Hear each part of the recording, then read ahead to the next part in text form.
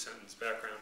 It's my second company. First company was I started in my basement, basically customer finance for 4 years, and then the dot-com bubble came, and I've raised about $24 million of venture capital with that company.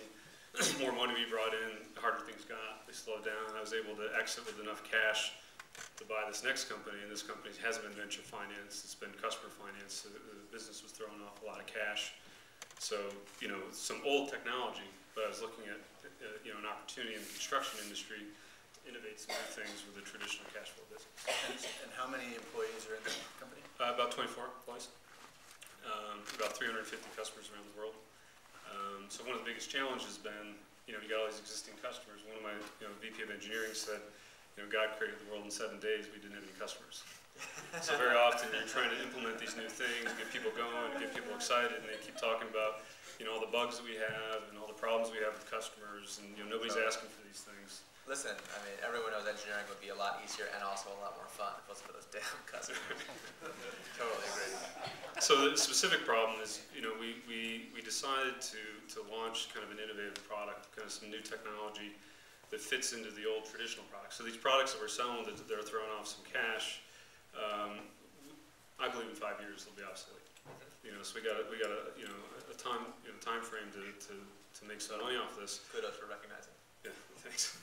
And we're in the construction industry, so it might not be 5 years. It seems to be, the downturn is accelerating the change. Yeah, I can imagine. But anyway, so we launched some new and innovative products that we're able to install as an upgrade to our existing products. That started actually almost creating a CRM system of the construction supply chain within our customers' environment. And one of the challenges we've had is, taking some product managers, they're going out in the field, doing some early customer acceptance, and I got everybody thinking about the MVP. Yeah.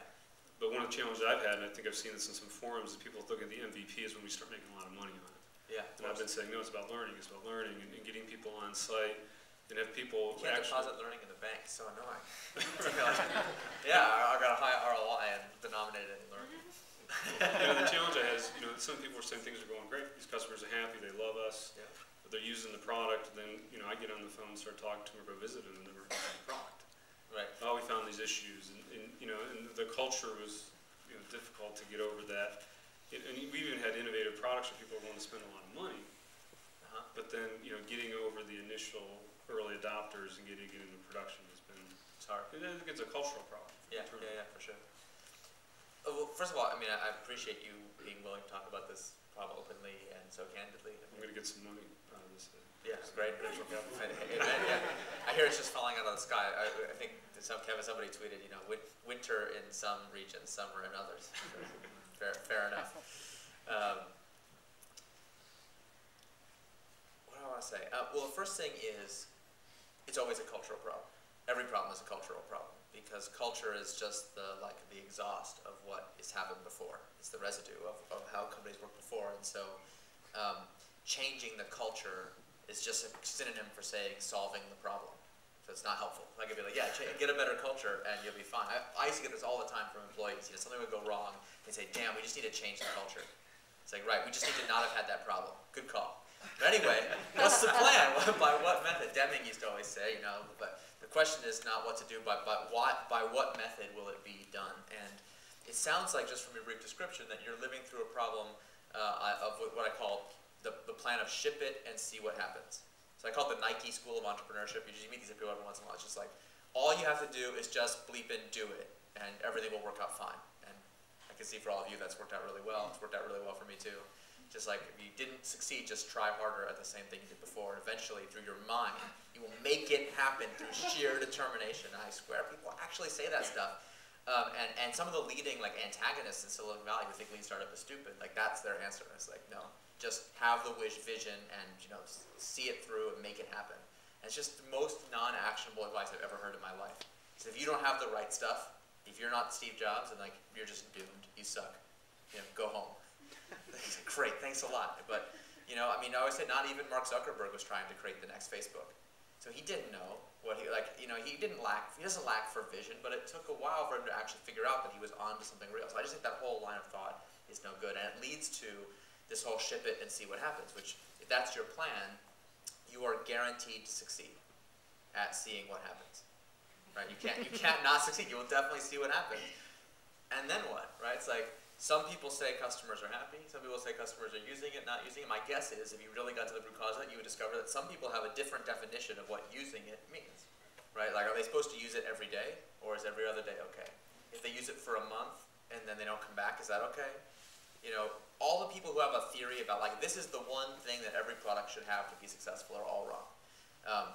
You know, so you say, okay, retention. I think the current like hottest thing online is like engagement is it. If you have engagement, you're set. But like that makes no sense. If you're building a dating site and you have long-term retention, your product sucks.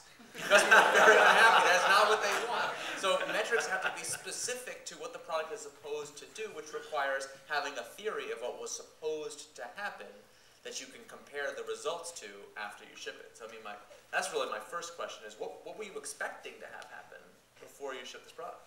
Well, I mean, part of it was, you know, I read your blog. I sent an email to my product manager, said, you read this and it's going to change your life, because everything he says makes sense. Thank you. And they say, yeah, I skimmed through it, but we're not a startup and things are a little bit different. But one thing that you just said and that I got really turned on by was, you know, I first read about this was the metrics. Yeah. And so I came to a couple of these events and I was like, hey, this is great, and the metrics, what are the metrics? And everybody said, that's a really good question. Nobody ever actually answered it. So I guess, you know, I mean, I have found in the company, if you want some change and you find a way to measure it, and you put it up every week in front of people, they start paying attention to it. Yeah, and choosing the right metrics is so essential. So what are some examples of innovation type metrics where you can measure?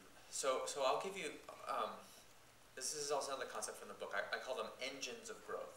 So basically, I think there are three basic paradigms for how products grow in a sustainable way. Okay, unsustainable growth is like I go blow $10 million on hype or Super Bowl ad or something, right? That will cause growth in the short term, but if it's going to cause sustainable growth over time, there has to be, you know, that has to kind of create some momentum that then has a logic to it that causes it to grow into the future. And most products never achieve sustainable growth. And if you're using Success Theater, you're like, well, a little unsustainable growth never hurt anybody.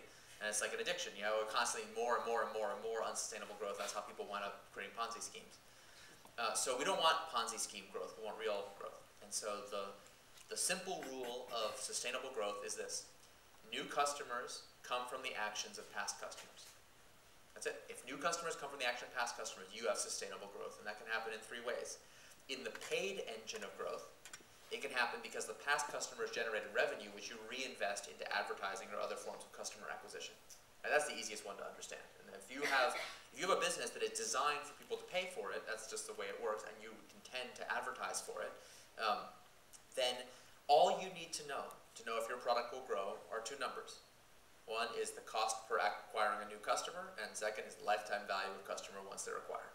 And if the lifetime value is greater than the cost of acquisition, then your product will grow, and the greater the delta, the faster the growth. It's really super simple. There have to be companies that grow some other way, or we'd be in a reductio ad absurdum problem, which is that if you're in the paid engine of growth, you buy the attention of customers from somebody else. Well, if they're also in the paid engine of growth, and they bought it from somebody else, and if they're in the paid, so eventually somebody at the end of this great chain of being, there's somewhere out there some company that can get the attention of customers without paying for them. That's what the other engines of growth are about. That's why companies have these symbiotic relationships, and it's why everyone always thinks that the kind of company they have experience in is the only kind. And so whenever you hear someone say the only thing that matters is lifetime value versus CPA, some people call it online advertising arbitrage. It's like arbitrage. It's like as if it's like not real growth. It doesn't count. It's not organic, or I don't know what. It's like it's just one of the ways products grow. I don't see what the big deal is. And if you're building a dating site, you're going to have to use the paid engine of growth. There's no other mechanism available. In the viral engine of growth, things are happening really differently. Viral growth means new customers come as a necessary side effect of existing customers using the product. So, you know, when you sign up for Facebook and it spams all your friends automatically, like you're not really trying to get your friends onto Facebook. It's just you start tagging people in photos and they start getting emails that say, hey, you've been tagged in a photo. And it's like, I defy anybody not to click on that email. Right? You've been tagged in a photo, but we're not going to tell you by who or what photo it is. You're like, oh my God, got to find out what this photo is. So it sucks people back in. Those people then do more actions. So it has this kind of compounding viral coefficient experience. That's the viral engine of growth. If you're building a viral product, you only really need to know one number, which is what is the viral coefficient. Greater than 1.0, everything is great. Less than 1.0, you're toast. And if you're in a viral business, it is actually counterproductive to charge customers money for your product, if that might interfere with the viral coefficient. So whenever you hear people say the lesson of Facebook is that you shouldn't charge people money from day one, it's just confusing what the engine of growth is. Doesn't make sense. And then the third engine of growth is what I call a sticky or compounding engine of growth. In that situation, you have a product that's fundamentally addictive or has strong lock-in or network effects. So like this could be true for eBay, which is a great network effects. Your local cable monopoly, it works the same way, but also World of Warcraft works that way. Like good luck quitting World of Warcraft, right? It's like your character will be deleted. Like, no thank you. I'll be happy to keep paying. So those are businesses where advertising and marketing are really not very important, because even if you have only modest natural word of mouth growth, a few percentage points every month, say, which most products do no matter what. If 100% of people who try the product stick, then your growth is going to look just like a compounding interest table, and you're going to have that awesome polynomial growth, just like you do when you make investments. And if you were trying to have a great savings account and your savings account had attrition in it, like it wouldn't be a very good savings account. You have a hard time. That's why people get upset about inflation and all these things. So, if you want to get the compounding effect working for you, all that matters is the compounding rate of interest, which in the case of a product is the organic rate of growth, subtracting the churn or attrition rate. Does that make sense? So each of those engines of growth is a fundamentally different kind of business. I believe they require specialization to execute well, and they provide focusing mechanisms to say what metrics actually matter for my business. And most of the two problems people have with metrics are, one, they use vanity metrics, not actionable metrics, so they focus on gross numbers. Notice that all three engines of growth can produce massive gross numbers if they're working well. Gross numbers, profits, the big numbers, are like the exhaust from the engine. And people then get confused. It's like, oh, when a car's going a lot faster, it generates a lot more exhaust. So anything that I do that causes the car to have more exhaust will therefore cause it to go faster. Right? Reversing cause and effect. So you start putting crap in the engine, you've got a lot of exhaust. The press writes about what a genius you are, billions of messages being sent every day, and the next thing you know, you're out of business. I've done that. It's not very pleasant. So don't do that. Instead, use the engine of growth as a focusing lens to really get you, down to the kind of key metrics that work for you, and then all that theory, all that stuff I just said, all that is just allows you to formulate a good hypothesis about which engine of growth you think you're in. Because what happens is, once you focus in on like, okay, we're going to be an engagement business, and right now our compounding rate of growth is like -5%. Then you're like, okay, every cycle, day in, day out, we're going to work on driving that number up. Sometimes you find yourself months later, 6 months in, 10 cycles later, you're like, okay, how we doing? We went from -5% to -4.9%. You start to be like, I'm starting to doubt that we will ever get to positive territory. Right? It's technically possible, but it doesn't seem very likely. And that maybe we say it's time to do an engine of growth pivot where we move, let's go try being a viral business, let's go try paid acquisition and try to figure out where we are. Is that helpful? I feel that's a very long answer to a short question. I appreciate your question, John. Thanks a lot. I'm sure we can keep talking about this. I'm realizing the fatal flaw of speed consulting. I don't comply with the speed part, sorry. So next we have Portman Wills. Hey, thanks for coming up. Good. I appreciate it.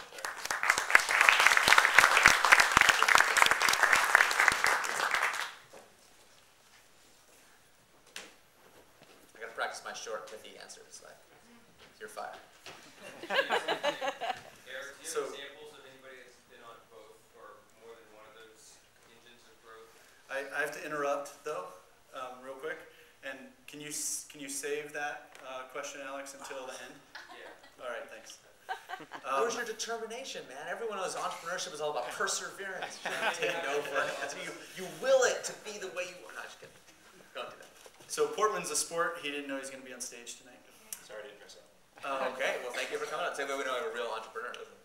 So tell us about your situation and your tactical question. Sure, yeah. So this is I appeal to you as engineer more than lean startup maven. Okay, yeah. But our vision, Peter, here's my co-founder, our vision, you can laugh at it if you want, is to somehow combine gaming and shopping. So to bring casual games and online shopping together and put them in Blender and see what happens. And we're web guys by nature. And so we started this about a year ago, and we've had pivots, failures, whatever you want to call them. Congratulations. Thank you. That's all I need to do, right?